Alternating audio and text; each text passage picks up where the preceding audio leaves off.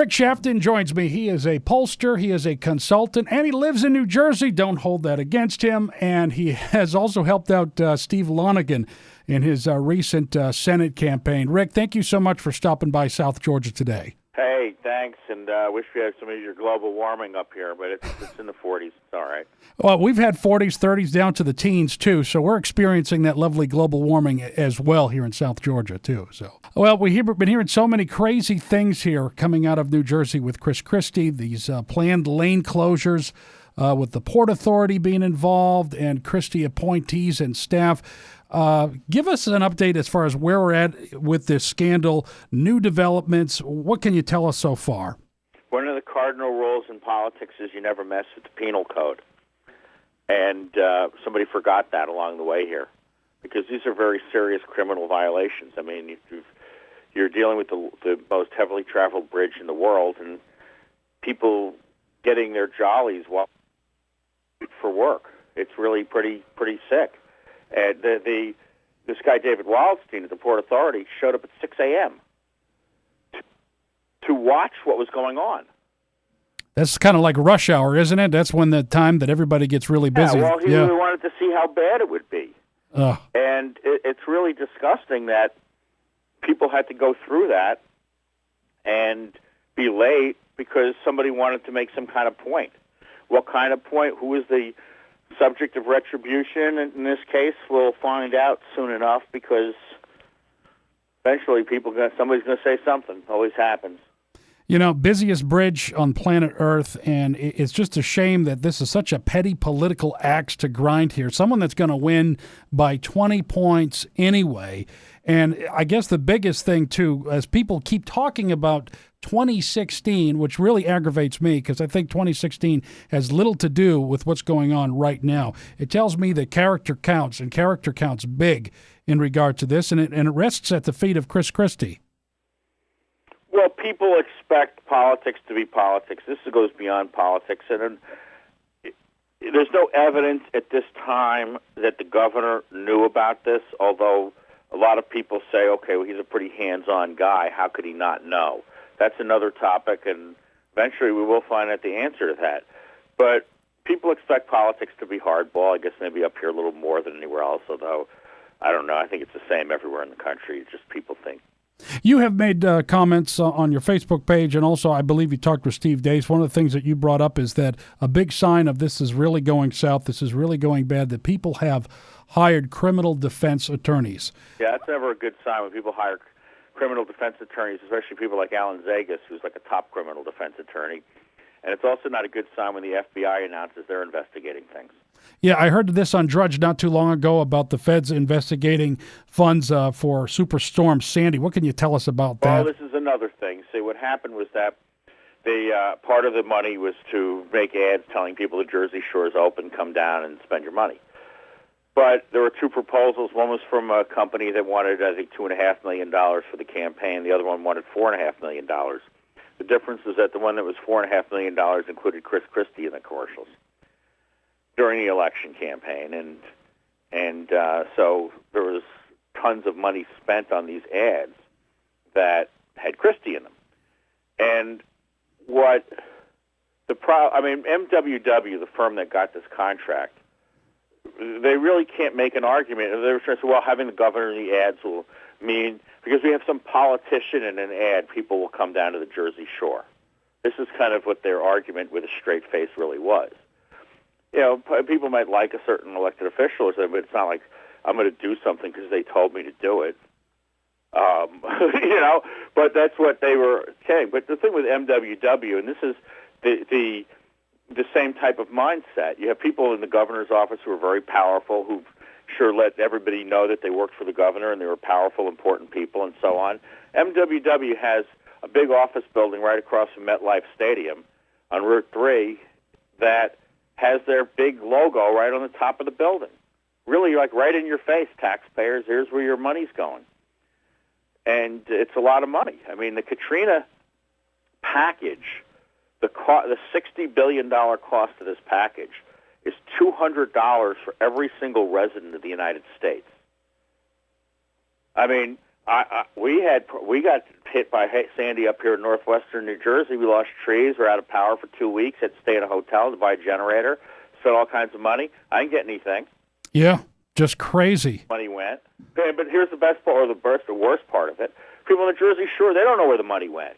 Okay, so they rebuilt the boardwalk. Homeowners aren't getting money for their houses. People aren't getting. The whole thing is just a scam for government and people to buy new fire trucks and other things. Our rescue vehicles were damaged in Sandy. Now we need a new rescue vehicle. You know, this has been mentioned by many in media circles, almost Nixonian, and I obviously people are going to tie that to the Watergate scandal when they first hear about that. But what happened with Nixon is that Nixon was going to win anyway in a huge election landslide, and he got too greedy, and he got too full of himself, and he took things way too far when he really didn't need to do it. And I think that's a comparison that's being drawn as of late with this. Because anybody in a competitive race would never do anything this stupid. Right. To be very careful to stay away from this 100 miles away. People talk about vote fraud, all this vote fraud goes on. The reason it really doesn't go on is it requires a similar type of conspiracy, and eventually somebody talks. And if you're doing, you want to steal absentee ballots, who are you going to consort with? All kinds of lowlifes, crackheads, and other people like that. Right. People are mostly, somebody might be, a crackhead for Obama, but guess what? When they get taken in, it's like, what can you tell us? Well, we were filling out fake absentee ballots, guy. Does that get me out of my sentence? I mean, that's how fast people flip. So who's going to trust anybody? Yeah. That's the thing about politics. These people engaged in a conspiracy. It might be a RICO conspiracy. All these underlings. Is Christie in it or not? That's a different question. But even without Christie, you've got people engaged in a criminal conspiracy here to do all kinds of things that have to all be illegal. Right. Now, a lot of people are saying, even though as we look at it as face value, there's no way of tying this to the governor. But then the question needs to be asked, how could he not know about this? And then the next question, he must be involved. That day. What's that now? Bridget Kelly, who sent the infamous time for traffic in Fort Lee text, was with him the day she sent that text. Wow. I mean, she's been photographed with him. They were at an event down on the shore.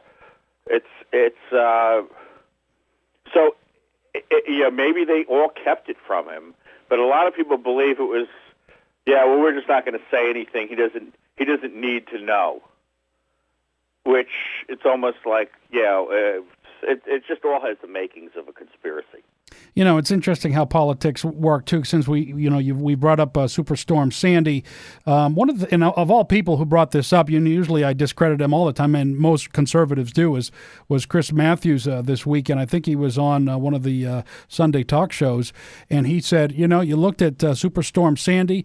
Governor Christie was heavily involved in the intricacies of that. He had his ear to the ground, finding out what's going on with everybody. Very in tune and responsible, finding out what's going on, where all the problems are with Sandy. And then something like this, he has no clue. He has no idea what's going on. He's completely removed. So it's really strange how that dichotomy is just night and day when you're comparing those two events. Yeah, that's a problem. That's a problem a lot of people have. They're just like, well, that's not really credible because he is so very hands-on. There are people who are governors who you could believe their staff was doing anything and they wouldn't know. But this wasn't like it was somebody in the Department of Transportation doing this or some underling. This is right in his office. He only has like 20 or so people working in the office. Yeah, it's crazy. One of the things that, and I guess media... Guys looking at it, so they don't need to know what we think. They got they're way ahead of us. Right. I catch this from media. Maybe you're seeing a lot of this, and I guess media heads, they're supposed to do this. They keep, and this is a little aggravating to me, where they keep on bringing up that, he's leading as far as the presidential polls are concerned. What is this going to mean to 2016? And I don't know if you caught this Fox News Sunday. One of the oddest things that I've ever heard Karl Rove say, that because he had a very sincere press conference, that's going to give him street cred for the Tea Party. It's providing him street cred for the Tea Party, which was very odd. What do you make about how the media is handling this and constantly talking about 2016, obsessed with 2016 more than the average person is? Well, it doesn't help them for 2016. It certainly doesn't help them with Tea Party people because they don't like them. And what they're looking at is just a bunch of partisans that they mistake for Tea Party people who are saying, oh, well, Obama, Benghazi, well, look at that. And, that's bad, too. And I've been through this for years. I mean, I work in New Jersey. It's not like I haven't worked for somebody who did something stupid and went to prison. And then you hear these people around them. It's like, well, in this other town, they stole this. So that makes it okay that we stole this because they stole this in another town, and they stole more money than we stole. Right, this is really the mindset you get from people. That's when you know that the people you're talking about are all going to go to jail, because when people start defending them and say, well, their crime's not as bad as the other crime, it's not good. And I guess we're seeing a lot of that in the media now, where they're comparing this to Obama scandals. Well, Obama did this and that, and where's the media on that? It's almost like they're playing the same game that liberals play with conservatives, where liberals always bring up, well, you say something about Obama, and they say, well, it was just as bad under Bush, and it's Bush's fault. So, I mean, we're playing the same little game here, aren't we? The thing is that you can't defend criminal activity no matter whether anybody else did it. It's criminal activity. It's just silly. And that these guys took the sadistic pleasure out of watching everybody be late for work. I mean, they really kind of got off on it. That's just like another side to this whole thing. And the problem is people in New Jersey who are political folks think this goes on throughout the entire administration, that every decision is tinged with a similar amount of vindictiveness. So now you have this actually in emails, this vindictiveness is illustrated. It makes people think that everything that ever happened, whether there was a connection or not, it must have been some kind of vindictive move. Right. That they did because, gee, I didn't support Christie. Maybe that's why my state aid got cut. Maybe that's why we didn't get the approval on this project. It's like any kind of things. I mean, now they're saying there was supposed to be a construction project in Fort Lee with a bridge to deal with some traffic issues, where they're going to replace an old overpass and all this. That never happened. I mean, it's just so everything that ever went wrong from somebody's point of view is now going to be questioned. And from their point of view in the administration, they're like saying, well, did we ever talk to this guy about that? Maybe I said this instead of something else. Maybe I didn't word this right. But everybody's all paranoid. Right. They don't know what's on tape. Right. Well, what are your predictions here as we're looking forward as far as how this is going to unravel? Is it going to get worse before it gets better? Are there leaks coming out? Is that a sign that this is going to turn into something substantial? What's your feel for this after seeing other scandals of this magnitude, or are there other scandals of this magnitude? Is this the biggest one you've seen in New Jersey?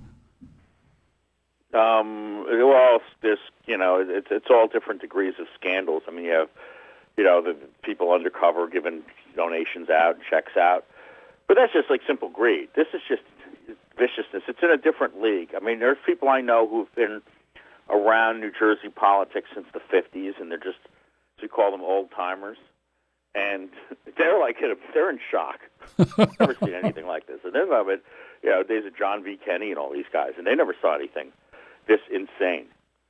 This is vindictive and this hateful. I mean, you'll see things that are done against one person. There's always the famous photo of Commissioner Witkowski in Jersey City. They stripped him of his entire department, so the only thing he had in his office was a phone. He had no desk or anything. He's just standing there. The phone's on top of the radiator. He's talking on it. And that's about the most vindictive thing anybody saw, and it really made a hero out of Witkowski, who became the mayor. Mm-hmm. But this is just, it's in a different league. It's in a whole different league. And the thing that's gonna be interesting. I don't know if it's interesting, but it's gonna be surprising how this all turns out. Chris Christie went to great efforts to, what they call work across the aisle and work with Democrats and make friends with Democrats, make inroads with Democrats, and even get Democrats elected inadvertently. So you kind of look at this and you're wondering if they're going to return the favor to him, or are they going to just come out with the long knives and take him down? My sense is they're going to take out the long knives. Yeah. I mean, you want a friend, get a dog, What happened was there was a question over whether the subpoena power is going to get renewed. The new Assembly Speaker is not considered close to Christie, but it was the sort of thing, okay, if you have to think about it, we really want to spend weeks of hearings on this and so on. Well, that's happened. Now they're going to renew the subpoenas in the Assembly. The Senate president, who was an opponent of doing anything on this because he's a Christie guy, even though he's a Democrat, the Senate president's now like, oh, we'll have hearings. You know, we'll have hearings on this. I mean, even he's seeing this as a problem. And the Senate president's in a Republican seat, but he didn't get a strong challenge because the governor didn't want to offend him, so they just laid low in that race. And Steve Lonegan won that 3rd district, and yet they didn't put much money into the state Senate contest there. And that was one of the whole issues with the fight where Governor Christie tried to remove Tom Kean Jr. as the Senate Republican leader. It didn't work. So there's a lot going on. It's not good for the guy at the top. But, you know, anything like this, if he, just from a strategist point of view, if Christie's able to survive this somehow, he will be stronger in a lot of ways if he's able to survive this somehow.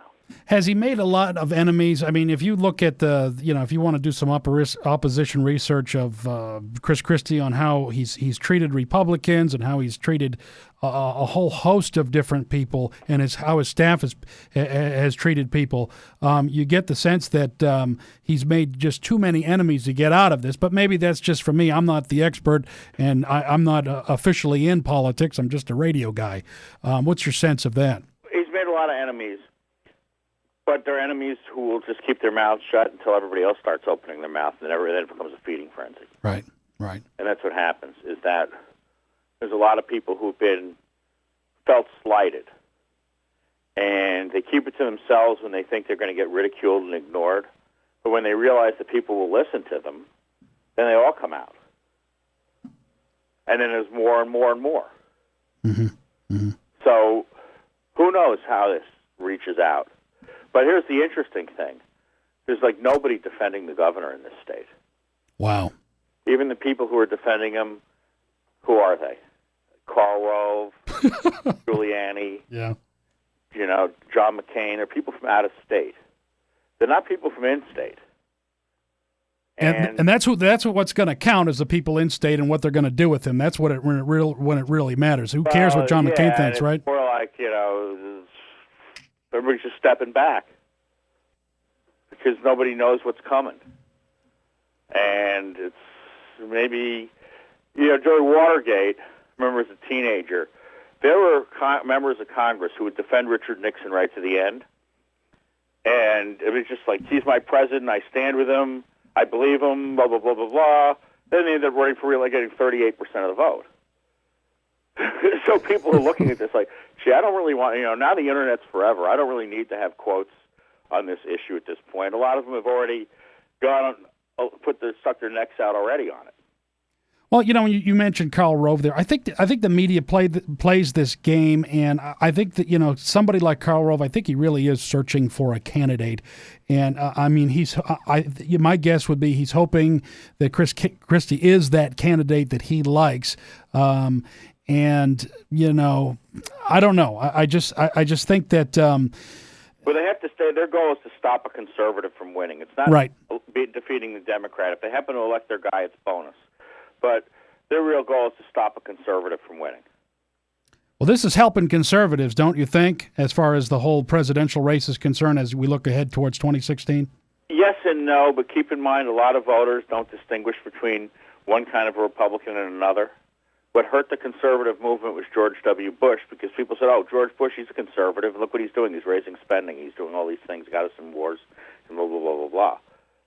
So people do confuse Republican and conservative quite often and make that mistake. And this is why the Republican Party is going through this whole fight right now between the moderate wing that wants to claim they're conservative and do nothing, and the conservative wing that wants to do something. And the moderate wing says, well, we agree with you on 80% of the issues. Problem is the 80% of the issues are the ones that don't count. Right. These straight party line votes that everybody knows going to get killed in the Senate. If these guys are ever in the majority and can do something, they never do anything on it. The 20%, that's what counts. Right. We don't see the guys on with Ted Cruz doing these, when we need them. I don't know if it's just me or maybe it's everybody that is conservative. It seems like the biggest challenge in conservative circles is to try to break up that herd mentality, whereas I'm going to vote with somebody with an R in front of their name. And I'll tell you, Rick, it gets really ridiculous sometimes because you talk to some people and you know what? If Hillary Clinton decided to become a Republican, win the nomination, they'd go out and defend her and say that we need to vote for her because she's a Republican. And so exactly right. It gets very tough. I've seen it with these liberal Democrats who lose primaries, and then they become Republicans, and the Republican Party's like it's the second comings here. And when I was about 18, I'm in a Republican club in Manhattan. And I had my Reagan button on, so nobody was talking to me. One guy was talking to me. So I asked him, I said, why you got a picture of John Lindsay on the wall? Is he a Democrat? And the guy says to me, yeah, but he was good when he was a Republican. It was his old political club. They all were friends with him. And they became a Democrat. But when he was a Republican, he was good. But then when he became a Democrat, he became bad. I just never related to that. I think there's lots of good Democrats out there, although fewer and fewer every day. And not all Republicans are good, especially in Georgia right now. You're becoming a one-party state. So what's going to happen is all the liberals are going to figure out that the place to be is the Republican primary. I'm sure your teachers' unions are trying to take over Republican primaries. I mean, I know in Alabama they're very active in Republican primaries. This is what South Carolina, same thing. I'm sure it's going on in Georgia. It's become a one-party state, so everybody just gets in the one party and participates in that primary. And that's going to be a problem as the Republican Party gets bigger and bigger. You have open primaries anyway. But even if you had closed primaries, in my county, which is all Republican, in northwestern New Jersey, the libs all register as Republicans. They all vote in the Republican primary. So that's the long-range thing. And the moderates say it's a good thing. Oh, look, we're getting all these Democrats to support us. But we don't need them. We win without them. Yeah, and the way that liberals have won, in my opinion, is because they stick to their principles. Republicans don't. It's not to Republicans. It's Team Republican versus Team Democrat. It's like you rooting for the Jets and me rooting for the Patriots, and I just hope my team wins. And you got to get out of that mentality, or we're going to be doomed as a country. Right. It's like the shirts and the skins. It's just so silly. And red and blue, our team, go team, go.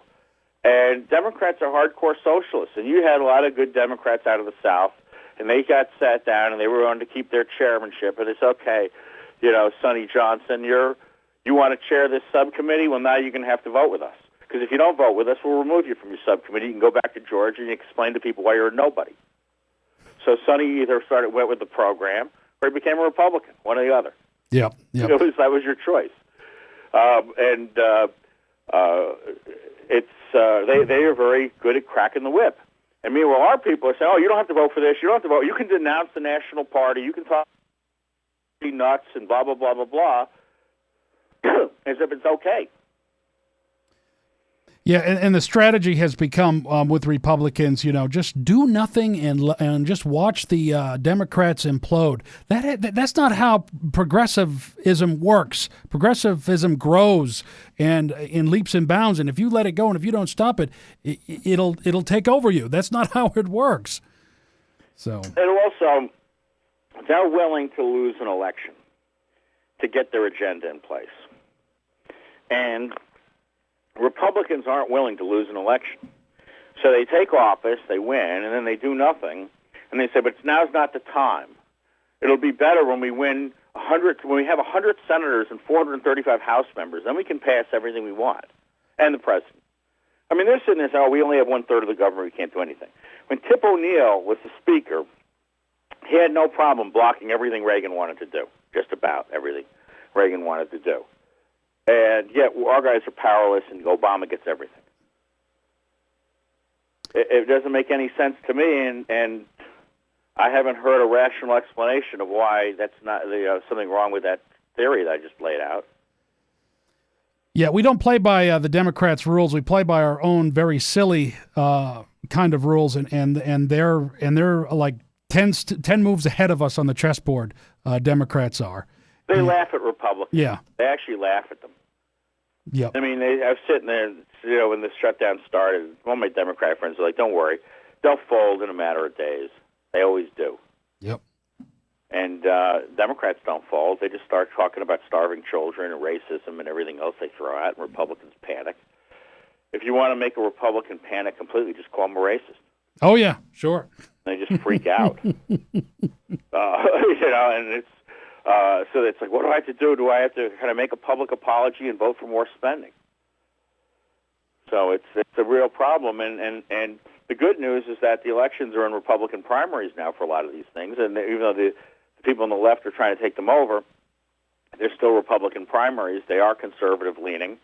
And my view is you're in a Republican seat, you're in a Republican primary, there's no reason that the most conservative possible candidate shouldn't get elected there. Correct. You might have some soft areas east of Atlanta or something, you got to worry about it. And maybe get somebody who's not as good. But most of these districts, you're in good shape. Right. Well, Rick, I do appreciate you stopping by, and it's anytime. And it's good talking to you. It sounds like that, this whole Chris Christie debacle, we kind of swerved off into this path, but it has everything to do with Chris Christie, the way politics are pretty much bearing out these days, and how people perceive Chris Christie and what's wrong with the Republican Party. It's all kind of tied in together in a way, isn't it? It is, and when your reputation as a strong leader, some people say you're a bully. That's just the flip side of it, and people accept that. But then when the bully part of it is evidenced in emails by people who are perceived as speaking directly for the governor, it creates a problem. It also creates a problem when people are fired not because of what they did, but because they lied to them. In other words, it's okay what you did, you should have told me. Right. So. Well, and it's interesting, and I think the other part of it, too, is that the caricature that the media has painted for Chris Christie, you know what? Now you're making them all come true now, which is dangerous for the Republican Party. So all their lies that they have spun and smears that they throw at us, they can connect the dots. The average voter can connect the dots, and they say, well, maybe the media was correct about him. He is this person, So. All right, Rick Shafton, pollster consultant from New Jersey. He worked with Steve Lonegan's campaign. We were talking about Chris Christie and his scandal. Rick, thank you so much for stopping by, and I hope to speak